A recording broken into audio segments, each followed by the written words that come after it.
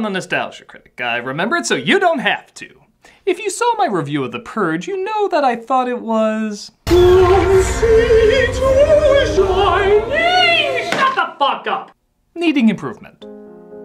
The movie, nevertheless, was a huge surprise hit, so much so that the fourth movie is coming out this 4th of July. Despite the spin-off films rarely reaching #1 at the box office, and I'm just gonna take a wild guess and say that's gonna happen again, they're still seen as successes. In many respects, it's hard not to see why.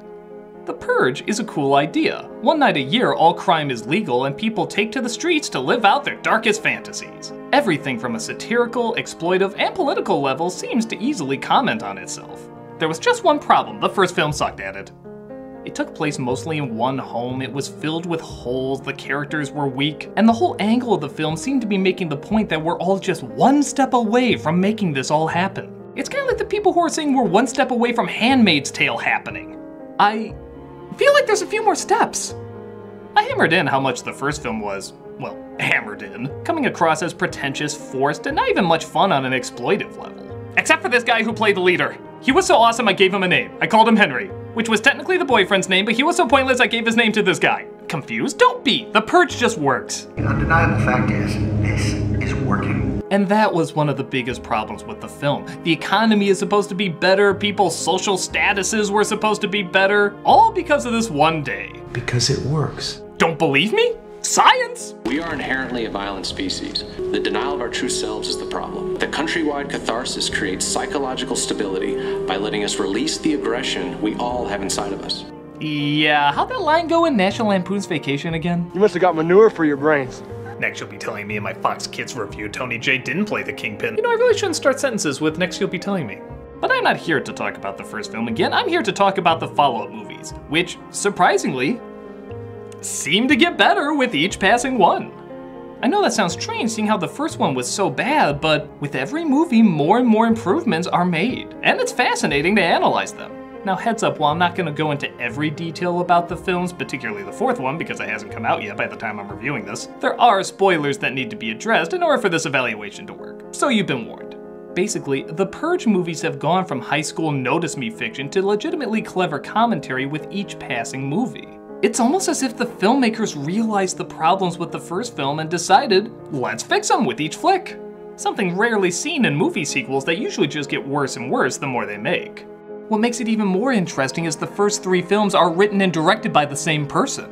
James D'Amato not only makes each film better as they progress, but he actually goes back and retcons the issues of the first movie in a way that doesn't require time traveling, dreaming, or whatever the counters are going to do. He used actual clever writing, making the first movie a shitty standalone film but an interesting POV movie when part of a larger story. Was this all part of the grand plan? Unlikely, but it still bears taking a look.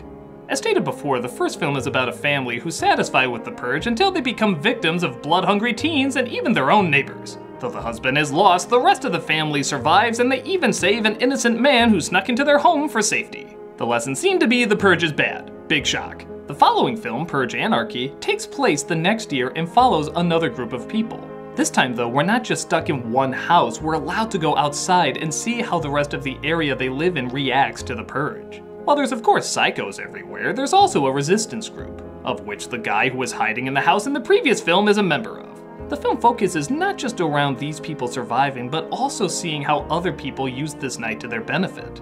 For example, some folks buy people to kill on their special night, leaving the money to their family. Others create giant mazes to release kidnapped victims in order to hunt them for sport. And some, like our main character Leo, want to get revenge on those who wronged him. After surviving the night and deciding vengeance would make him less of a man, he's shot by a guy named Big Daddy who reveals a big plot point. Unfortunately, the citizens aren't killing enough, so we supplement it all to keep things balanced. Yep, apparently the Purge doesn't work. But not in the stupid way like what the first film said. It doesn't just not work on an ethical level, it also doesn't work on an economic level. People were killing out of grudges rather than just killing the weak or random people. Meaning there was still a lot of lower class left. So the government secretly dispatched death squads to increase the body count, letting the government control the economy by just getting rid of the poor and the helpless. So it turns out there's a lot more manipulation than we were led to believe. People were being lied to about why the Purge works, technically proving that it doesn't work. It's just the government interfering, taking out the lower social class. Suddenly, the first film becomes a lot more interesting. Okay, a little bit more interesting. The characters are still bland and dull, but their blind belief that what their government is telling them is true suddenly seems a lot more fascinating. As long as they're not seeing it, they're less likely to question it. I guess you could argue that's always the ethical mindset in the film, but the sequel adds a financial level to it as well. So, even though these first two films do still have problems, this is only the 6th Purge and it happens in 2023? Again, feel like there'd be a few more steps.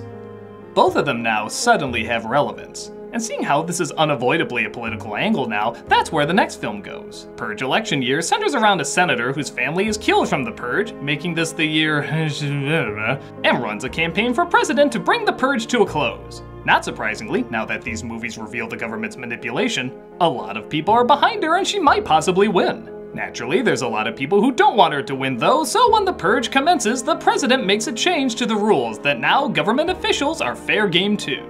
Again, an obvious political move to make them seem identifiably equal when it's of course being used to destroy the other side. Her head of security, Leo, from the last film, does his best to protect her in light of this new law. I like how there's no one main character through these films, but there's still bleed-over characters. It makes the movie seem connected in a surprisingly non-gimmicky way. Once again, we have a series of things going wrong and a group of people on the run trying to survive the night. No big shock, the senator gets captured and is about to be sacrificed by a group called the New Founding Fathers of America. She's saved though, and 2 months later is elected. And as she mentioned before, intends to end the Purge. So, happy ending, right? I mean, the majority of people didn't seem to want the Purge, so this should be okay. Well, the last scene shows our main characters listening to a report about violent uprisings all around the country in response to the election results. It's a grim final scene that leaves open some interesting questions. Is it really over? Is this just a small group of people and not the majority who thinks this? If so, how much damage can a small group do? Are things only going to get worse, or are they going to get worse before they get better? If the latter, how much sacrificing is going to come from it? These questions have come a long way since the first film that just asked the question, is the Purge good or bad? Wow, that's diving deep into, of course it's bad! These questions, however, are not only more interesting in this universe, but can also draw relevance to our own political climate. But here's the brilliant thing, the political climate at any given time. No matter what party or what candidate, changing of the guard always happens, and usually with a lot of resistance. People can and have gotten violent, and sometimes it's hard to grasp whether or not it's a loud minority or a loud majority. Within the span of 3 movies, The Purge has gone from a laughably pretentious film to clever satire that can mostly be utilized at any point in time. Even though people aren't literally killing each other, the dog-eat-dog world we often live in that's exploited and even rewarded on a daily basis can still be seen. And it's never fully gonna go away. With the films becoming more and more political, and judging by the poster, I'm just assuming the next one is gonna be very heavy in that. The Purge movies can actually turn into, probably not a great series, but a surprisingly relevant one. Granted, by the time I'm reviewing this, the movie hasn't come out though, and it does have a new director, so I have no idea if it's gonna be good or not. But the directors still stayed on as writers, so maybe there's still hope. If it is good, this would be among the rare group of movies that actually gets better and better the more they make. From Mad Max to Mission Impossible to the Fast and Furious movies, these are films that get better the more of them that come out, which doesn't happen often, especially if they begin from a very bad starting point. And The Purge, honestly, seems like one of those series. It's fascinating to see how a franchise that easily could have pleased people by just showing a ton of violence with only a hair of commentary in the sequels, actually chose to not only become smarter with every film, but also try to retcon the problems of the previous ones. It doesn't happen often, and it should be acknowledged when it does. Everyone now knows the idea of the Purge. If you even just say that one word, this is the first thing that pops in their head. It's like the Purge, Morty. You've been able to sustain world peace because you have one night a year where you all run around robbing and murdering each other without consequence. That's right. What? It's a wonderfully creepy idea that's worked its way into pop culture. But the films are now reflecting the possibilities of that idea rather than just leaving it at the simple concept. It's being used to analyze ourselves in a creepily fun and creative way, like what a lot of sci-fi exploitation style films used to do. Now, don't get me wrong, it's not high art. It's still in many respects just a crazy deranged gore fest. Nevertheless, it is neat to see a film series evolve like this, learning from its mistakes and becoming more and more relevant with each passing film. I don't know what the next movie will bring. Maybe it'll be the best one yet, maybe it'll be the worst. But either way, the Purge doesn't look like it's leaving our culture anytime soon. I'm the Nostalgia Critic. I remembered so you don't have to.